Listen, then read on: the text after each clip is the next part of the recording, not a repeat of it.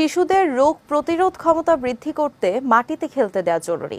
গবেষণা বলছে, শিশুরা যদি ছোটবেলা থেকে মাটিতে বা প্রকৃতির নানান উপকারী জীবাণুর সংস্পর্শে আসে তাহলে তারা অনেক ক্ষেত্রে অ্যালার্জি বা অটো ইমিউন রোগে কম ভোগে। বিস্তারিত জানাচ্ছেন সৈয়দ নওশাদ। গ্রাম এলাকায় মুরব্বীরা বলতেন, শিশুরা মাটিতে খেললে তাদের রোগ প্রতিরোধ ক্ষমতা বাড়ে। এবার বিজ্ঞানও বলছে একই কথা। আমাদের শরীরের রোগ প্রতিরোধ ব্যবস্থার কাজ হলো কোনটি দেহের জন্য উপকারী আর কোনটি ক্ষতিকর তা ঠিকভাবে বুঝে নেয়া। আর এই পরিচয়টা হয় যখন শিশুরা মাটিতে খেলাধুলা করে, কারণ তখন দেহের ক্ষতিকর ব্যাকটেরিয়া বা ভাইরাস এবং উপকারী জীবাণুকে চিনে নিতে পারে। বিজ্ঞানভিত্তিক সংবাদ মাধ্যম লাইফ সায়েন্সের এক প্রতিবেদনে এমনটাই বলা হয়েছে। শরীরের আরেকটি গুরুত্বপূর্ণ ব্যবস্থা হলো গাট মাইক্রোবায়োম। আমাদের পেটের ভেতরে বাস করে কোটি কোটি ক্ষুদ্র জীবাণু।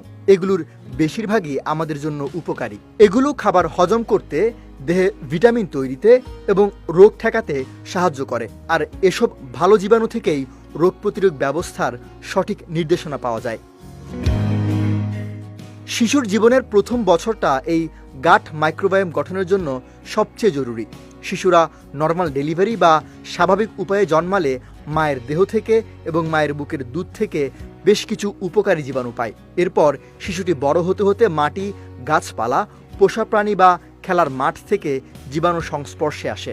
ওয়ালটন আবারও মিলিয়নিয়ার অফারে ওয়ালটন ফ্রিজ কিনে আপনিও হয়ে যেতে পারেন মিলিয়নিয়ার।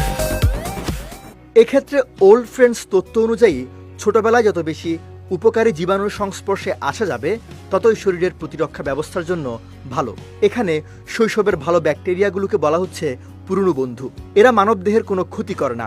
শৈশবে যে যত বেশি পরিষ্কার পরিচ্ছন্ন পরিবেশে থাকে, বড় হতে হতে তার অ্যালার্জির ঝুঁকি তত বেড়ে যায়।